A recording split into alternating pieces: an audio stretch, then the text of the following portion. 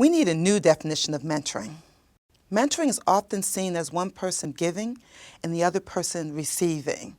But I define mentoring as a dynamic, reciprocal relationship that is mutually beneficial, empowering, and enabling.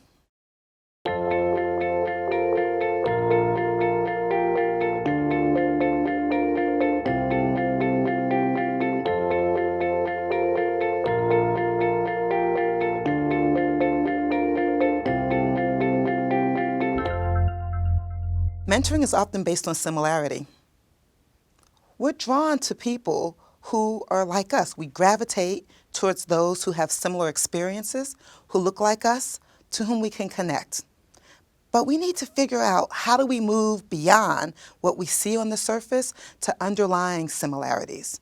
Those similarities can be along our attitudes or our values, the things that we don't see but that are just as important.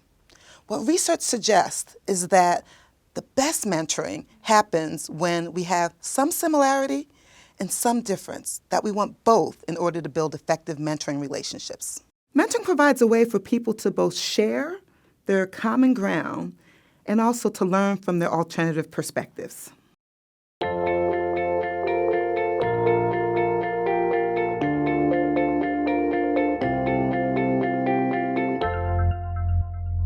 I said that mentoring can be a tool to leverage our differences and help us find common ground, but I don't want to oversimplify and say that it's easy. There are two dynamics that often stand in the way of really productive mentoring relationships, and they are hesitation and defensiveness. Hesitation and defensiveness are both characterized by being protective in nature. Protective hesitation happens when we don't offer critical feedback and information for fear of offending the other person. So this feedback is not shared, this critical advice is not offered, the person doesn't get the information that they need, and they don't get the opportunity to learn and grow as they might if they got that information. Protective defensiveness happens when we put up walls around ourselves, sometimes for good reason, but as a result, important advice and guidance that we need does not come into us. We don't get this important information, and as a result, it can get in our way.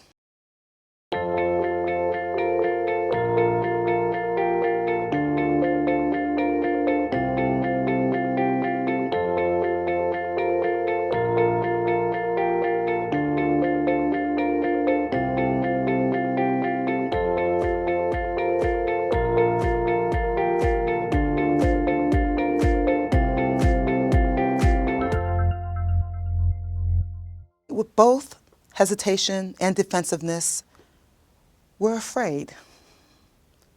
We're afraid of possibly offending somebody, or we also don't want to be hurt. So it becomes about protecting yourself, limiting risk. The challenge is that it might stop you from getting everything that you can from the relationship. Going beyond protective hesitation and protective defensiveness will enable you to deepen the mentoring relationships such that you get a real exchange and that you're able to leverage the power of mentoring. To move past protective hesitation, here are some strategies to enable you to offer critical feedback in a way that it can be heard. My first suggestion is to offer feedback in the form of a sandwich. Say something positive, then offer the hard critique, then say something positive again. It's so much easier to hear the feedback when it's offered in that format. My second suggestion is to be empathetic and put yourself in your colleague's shoes. You might share with them that you too have received critical feedback that was difficult to take but that ended up benefiting you in the long run.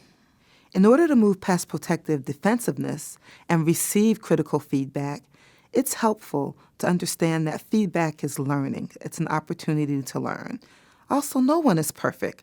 We all have opportunity to gain and learn from constructive, critical feedback. I was coaching a woman who wanted to really delve into her mentoring relationship, and she shared with me that her mentor gave her some feedback that was very tough to hear.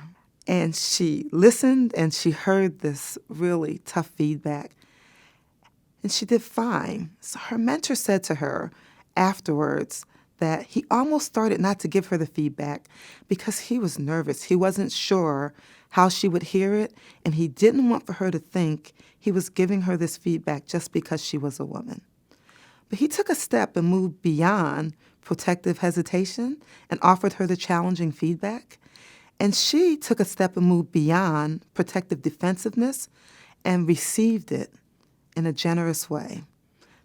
She said it meant all the world. It actually was very critical. It meant the difference between her getting her next move in that organization.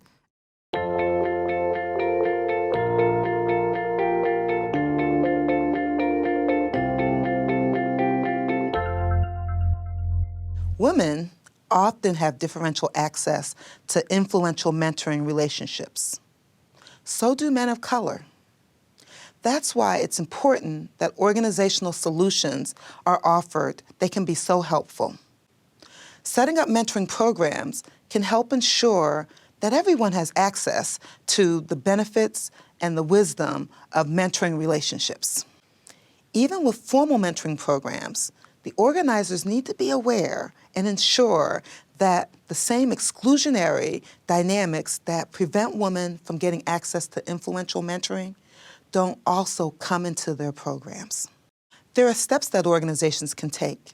There are things that senior leaders can do. For example, having each senior leader mentor at least one person of color or one woman can help provide equal access.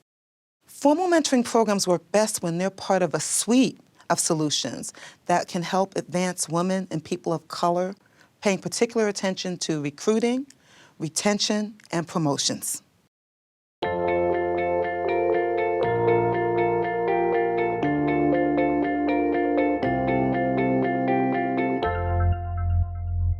Three steps to start mentoring relationships include 1, start with self-assessment.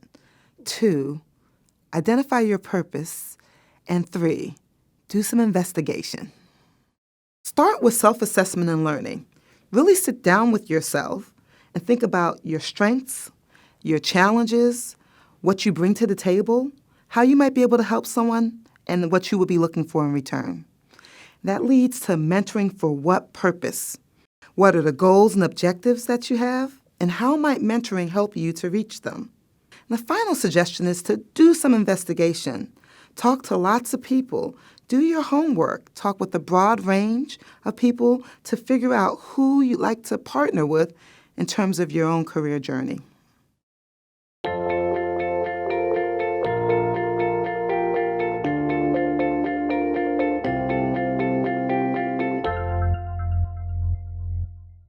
One action that you can take is to take a risk and spend time with someone with whom you'd like to build a relationship. Take the time to figure out your common ground and where you can learn from your differences.